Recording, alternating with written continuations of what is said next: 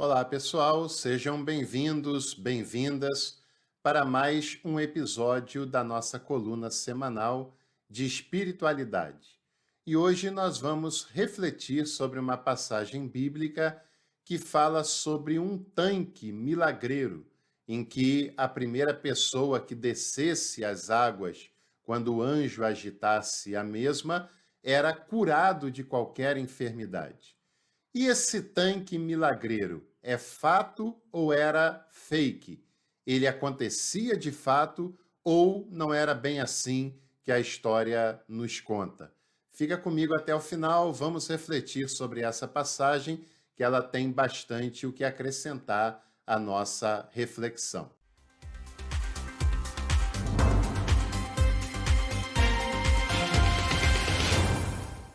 Eu aproveito também para te convidar a vir estudar com a gente e apoiar esse projeto, para que ele continue levando conteúdos de qualidade de maneira acessível para mais pessoas. Clica ali em Seja Membro e escolha um dos planos que mais te agrada, nos apoie e tenha acesso a conteúdos exclusivos.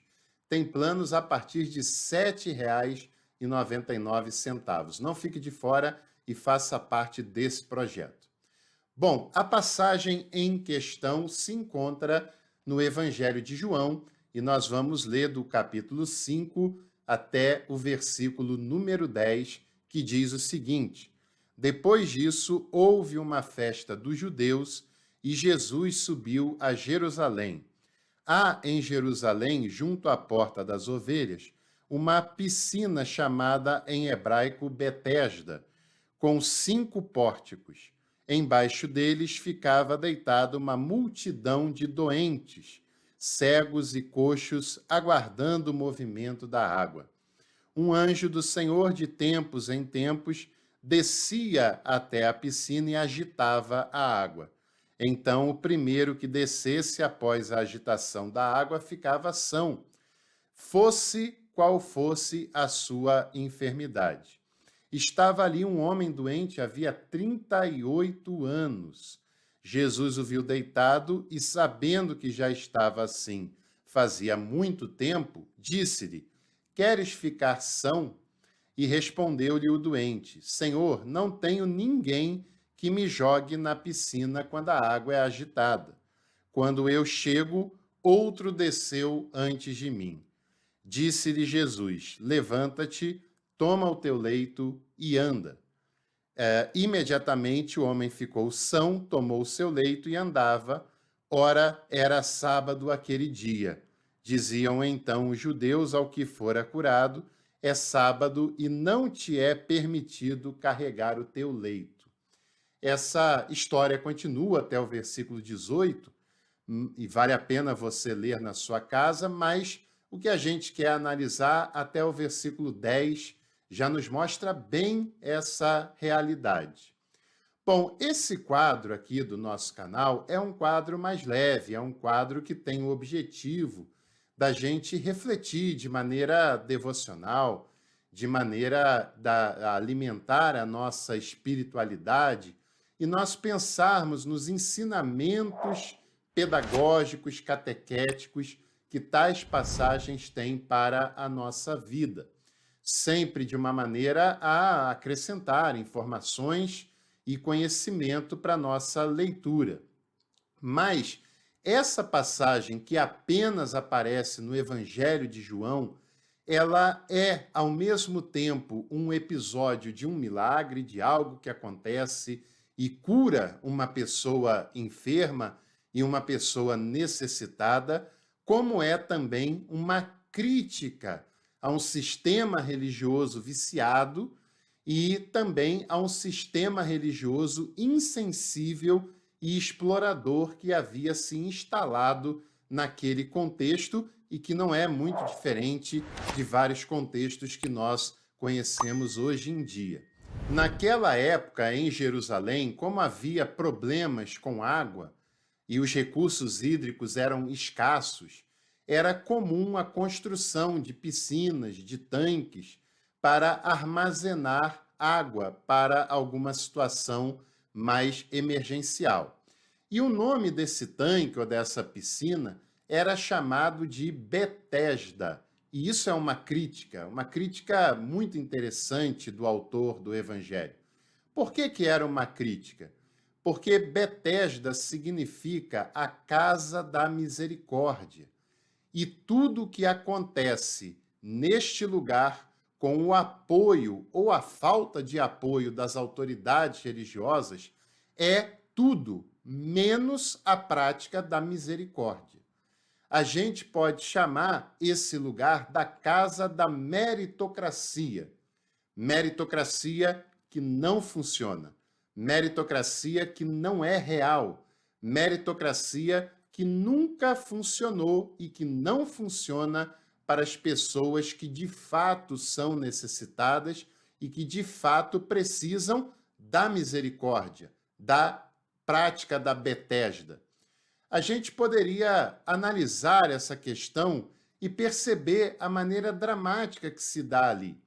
Tem pessoas doentes das mais diferentes enfermidades, sofrendo com as mais diversas limitações.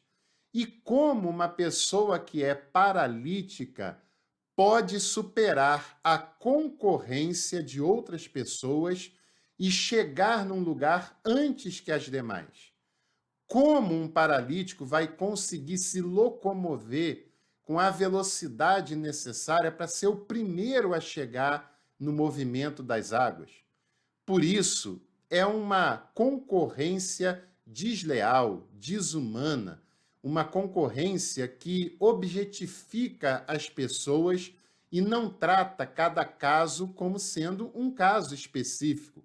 Não trata cada pessoa como sendo um indivíduo, uma pessoa específica, com o seu contexto específico, e não está nem aí para as necessidades de cada pessoa que está diante daquele cenário. Era um lugar em que a crendice havia dominado e a insensibilidade também. Tinha ali um homem que estava naquela situação há 38 anos. Não eram 38 meses, nem semanas, nem dias.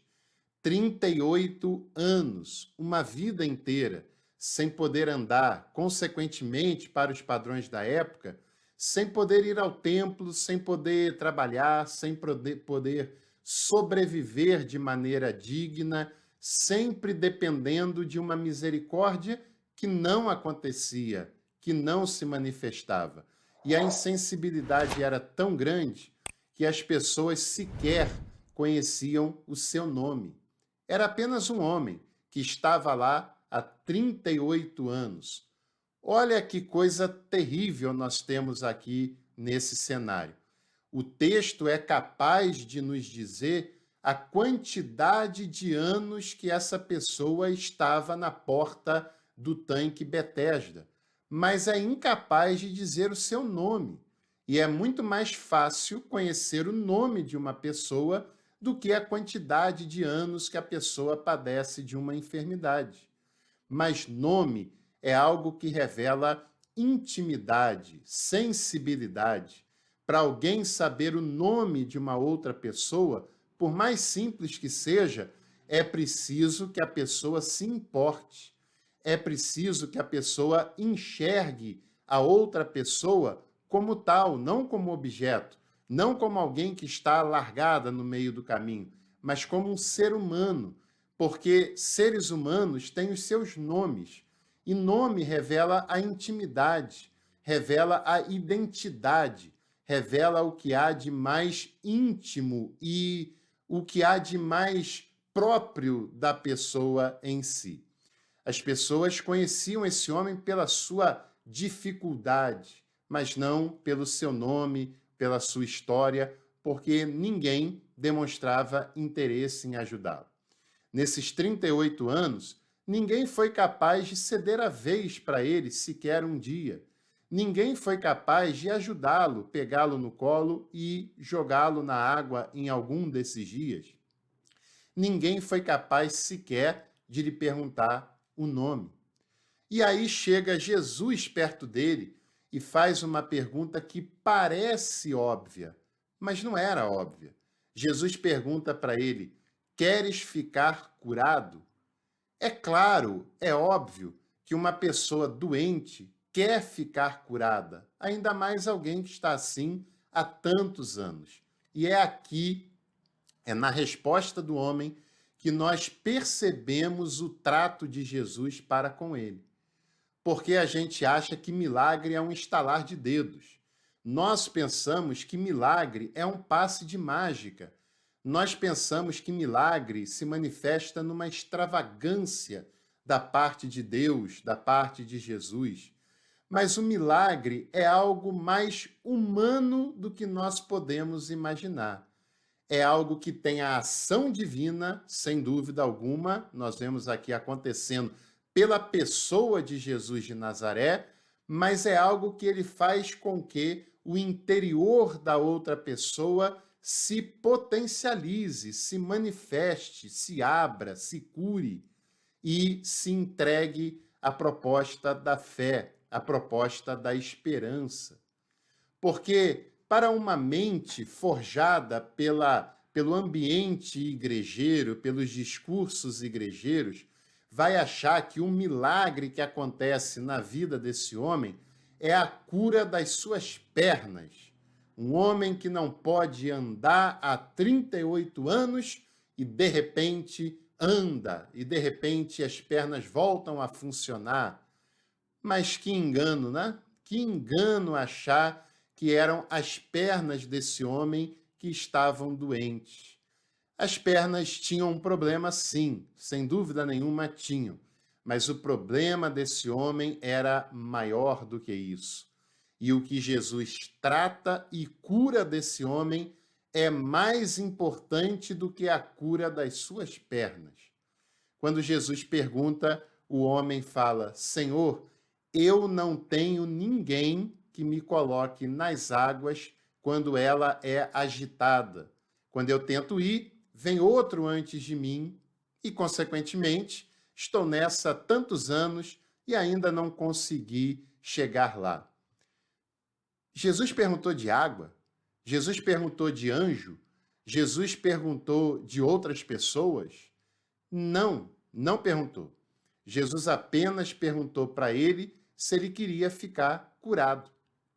O milagre de Jesus é tão simples que escandaliza o ser humano, porque o ser humano gosta de coisas estridentes e Jesus faz o milagre da vida, um milagre que muitas vezes nem de oração precisa, nem de imposição de mãos precisa. É apenas uma abertura para acolher a vida e o dom divino. Jesus não perguntou de água. Jesus não está ali corroborando com uma crendice de que a água é poderosa ou milagreira. Até porque, se fosse, todo mundo iria arrumar uma maneira de vender essa água para outras pessoas, de comercializar essa água em nome da fé. Quantos hoje já não venderam água de Jerusalém, terra de Jerusalém, árvore de Jerusalém? Quantas pessoas já não venderam unções e orações mundo afora e continuam fazendo isso? E Jesus não está falando nada de água, porque para ele água só serve para tomar banho e matar a sede. Água não serve para fazer milagres, não, a não ser o milagre da vida, que é o sustento dado pela água, a sede matada, o calor saciado, mas água não é mágica e não é milagreira. Jesus também não está perguntando àquele homem se ele quer que ele o pegue no colo e leve até o tanque. Não, Jesus não está nem aí para aquele tanque. Essa é a verdade. O tanque não sai da boca de Jesus. Jesus não fala da água, nem do tanque, nem de anjo, em momento nenhum, porque Jesus não quer lhe apresentar um anjo. Jesus não quer lhe apresentar um tanque, um lugar de crendices. Jesus quer que ele tenha um despertamento para a fé e para a graça divina. É isso que nós estamos observando aqui. Agora, esse homem que foi desprezado durante tanto tempo ficou com as suas atenções e com a sua percepção focada na água, no anjo, no tanque. E ele, depois de tantos anos sem que ninguém citasse o seu nome, não sabe nem o que vai responder a Jesus, e ele está cheio de autocomiserações internas, que é até normal de se imaginar nesse sentido.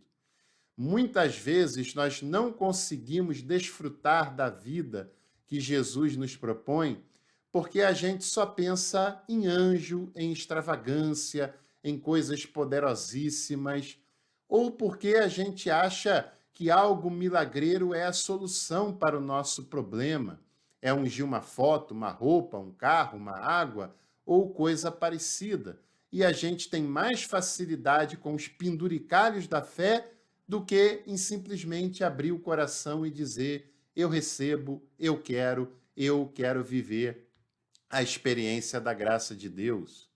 Muitas vezes nós não vimos a graça de Deus na beleza da vida porque nós estamos tão fechados em nós, olhando para as nossas limitações, para as nossas dores, dizendo que não tem ninguém, dizendo que ninguém se importa, dizendo que ninguém me ajuda, ninguém me carrega até lá, ninguém me dá uma força, que a gente acaba se esquecendo que a vida nos dá outras possibilidades ao nosso redor. E no caso desse homem, a oportunidade era a própria vida chegando diante dele. Jesus de Nazaré está ali. Não precisa, quando Jesus está, não precisa de propaganda, água, anjo ou tanque, porque a sua graça ali está.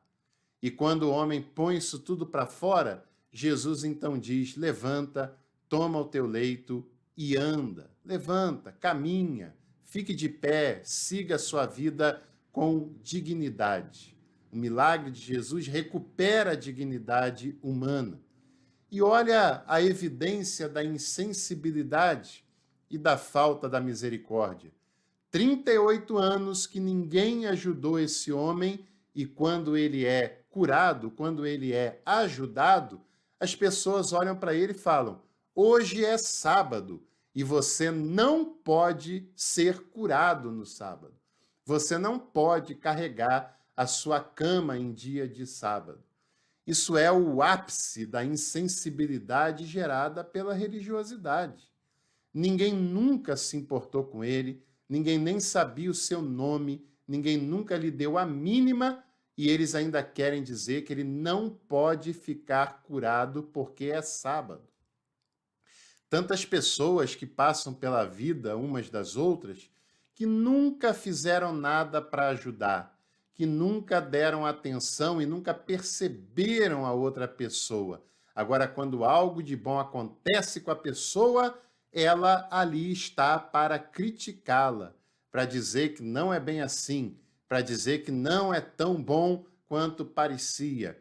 Faça como aquele homem, não dê ouvidos para essas vozes e apenas continue andando, vivendo a sua vida com dignidade, saltando de alegria e louvando a Deus, que foi o que ele falou na continuação da história. O homem que me curou mandou eu tomar minha cama e andar. Se tem algum problema, resolva lá com ele. Essa é uma boa resposta.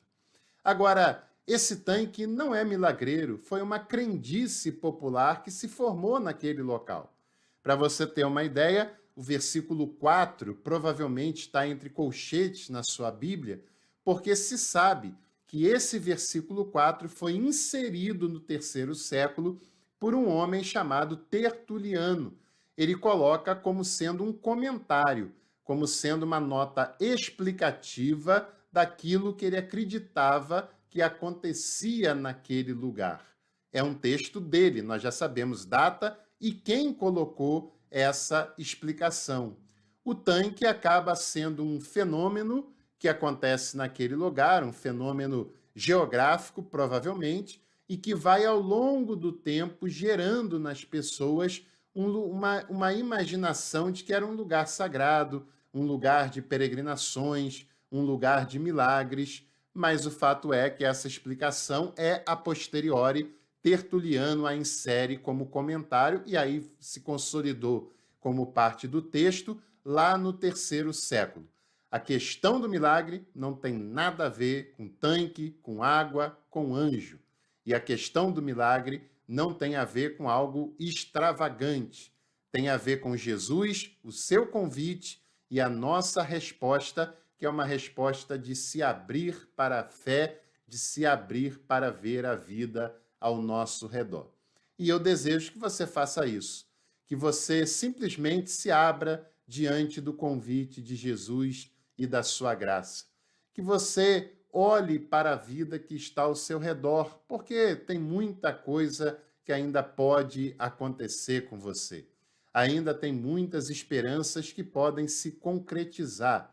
E mesmo que a vida até agora não tenha sido tão generosa quanto você gostaria que fosse, ela ainda pode reservar coisas muito preciosas, dignas e felizes para a sua caminhada. Para isso, abra-se diante da graça de Jesus. Que você e a sua família tenham uma semana de muita esperança, de muita graça, de muita boa vontade de Deus para com você e de abertura para essa vida. E se você gostou do vídeo, deixa sua curtida, compartilhe o nosso conteúdo e em breve nós nos encontramos aqui no Café com Teologia. Até lá.